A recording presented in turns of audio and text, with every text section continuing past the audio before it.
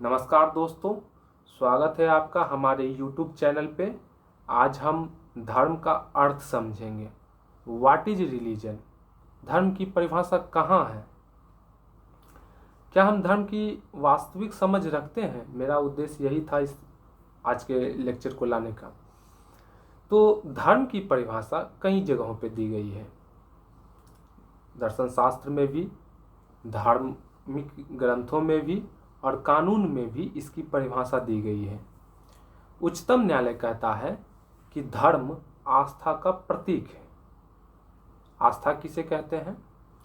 तो विश्वास की चरम सीमा आस्था है, जहां तर्क नहीं होता।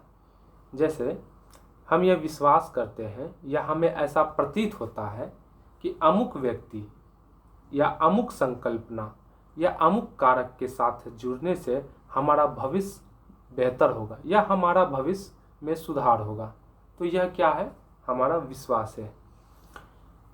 एक समय ऐसा आएगा कि यह विश्वास अपने चरम सीमा पर पहुंच जाएगा, तो वह आस्था कही जाएगी।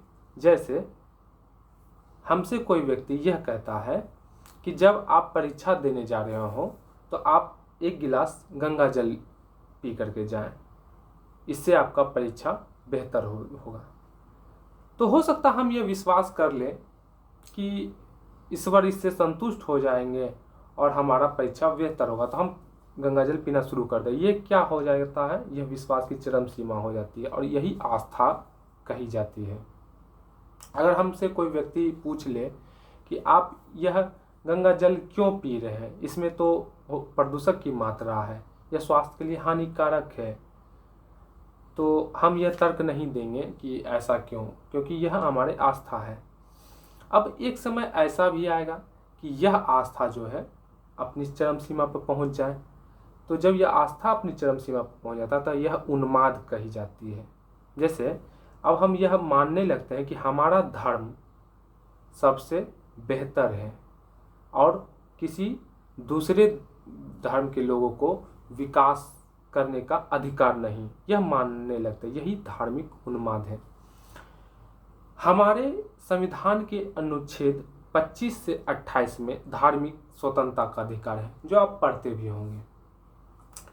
हम चर्चा उस पर विस्तार से नहीं कर रहे हैं, उसके कुछ पढ़ते हैं कि अनुच्छेद 25 में उसका लाइन है कि अंतःकरण की और धर्म के अबाध रूप से मानने, आचरण करने और प्रचार करने की स्वतंत्रता। अनुच्छेद 26 में है कि धार्मिक कार्यों के प्रबंध की स्वतंत्रता। अनुच्छेद 27 की बात करें तो उसमें धार्मिक आगमों पर करारोपण का प्रतिषेध है और अनुच्छेद 28 में धार्मिक शिक्षा पर रोक है।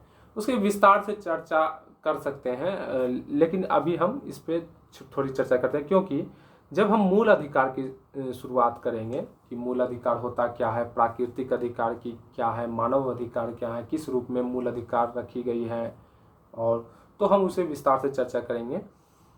तो आज के लिए इतना ही। धन्यवाद। उम्मीद है कि आपको धर्म पे एक बेहतर समझ विकसित हुई होगी। धन्यवाद।